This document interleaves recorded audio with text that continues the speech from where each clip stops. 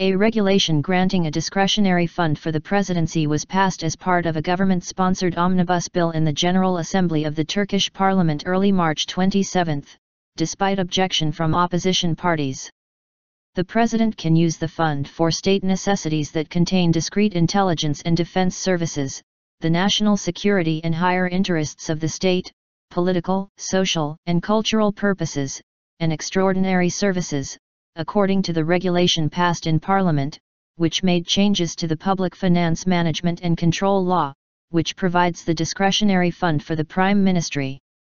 How and where the presidential discretionary fund will be used will be defined by a presidential enactment that will only bear the president's signature. The discretionary fund for the Prime Ministry is paid with an order that is signed by the Prime Ministry, the Finance Minister and the relevant minister for whom the fund is used. Just like all the other presidential enactments, which are regulated under Article 107 of the Constitution, the enactment for the Presidency Discretionary Fund will not be subject to administrative jurisdiction. A discretionary fund covers a great range of expenditures as it can be used for anything from confidential missions to retrieving cultural monuments overseas, which is seen as necessary for the government and the state. The law forbids the use of this fund for family purposes, adding that the fund cannot exceed the funds given with the overall budget of the relevant year. The regulation giving a discretionary fund for the president was inserted in the omnibus bill in a motion filed by Interior Minister Sabahattin Öztürk, who was appointed to the post for 3 months in early March to replace Efkan Ala, who procedurally resigned from his post as part of a constitutional obligation designed to ensure a neutral election environment, which will take place on June 7. While the fund was defended by ruling Justice and Development Party, AKP, deputies, the regulation elicited the objections of opposition party deputies. Development Minister Cevdet Yilmaz said the discretionary fund was given to a post and not a person, therefore the president, as the head of state, would act responsibly, adding that there was nothing odd about the fund. AKP Group Deputy Chairman Ahmet Aydin said the fund to be given to the presidency was normal and should also be perceived as normal. The president has assumed duty to conduct the missions that need to be done for the higher interest of the state.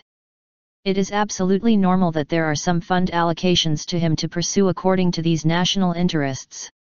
It should be perceived as normal, said Aydin. But Republican People's Party, CHP, Group Deputy Chairman Akif Hamzaisbi objected to the regulation, suggesting that the new fund, which he dubbed as the presidential coup, was an attempt to gain control over the Turkish National Intelligence Agency, MT, which is under the authority of the Prime Ministry. This is a constitutional coup. President Recep Tayyip Erdoğan wants to tie the illegal structure inside MT directly to himself. With this regulation, secret operations will be conducted much more easily under Erdoğan's instruction, said Hamzaisbi. This is treason to the parliamentary system and the Prime Minister. Hamzaisbi added that with the discretionary fund, a parallel state had been established inside the presidential palace. Nationalist Movement Party, MHP, Group Deputy Chairman Oktay Vural questioned the regulation by asking what the president would do with this fund. Vural mocked the presidential discretionary fund by proposing that deputies send one of their monthly salaries to the presidency, as the presidency's money was not enough, so that a discrete fund was being established. Meanwhile, regulations on various topics were also passed with the omnibus bill, including a controversial Internet bill. The new Internet regulation gives ministers the power to order the removal or blocking of an online publication to defend the right to live, secure property, ensure national security and public order, prevent crime, and protect public health. The Telecommunications Directorate, TB, can enforce the request of the ministry, with a blanket ban of the offending website if deemed necessary, within a maximum of 4 hours. Accordingly, social media users who share content that has been subject to a legal complaint in Turkey will be punished. The incentive program announced by Prime Minister Ahmet Davutoglu in early January to encourage working women to have more children by giving them 300 Turkish liras for a couple's first child, 400 liras for the second, and 600 liras for the third, while also easing conditions for new mothers to return to their jobs after maternity leave, was also passed with the omnibus bill.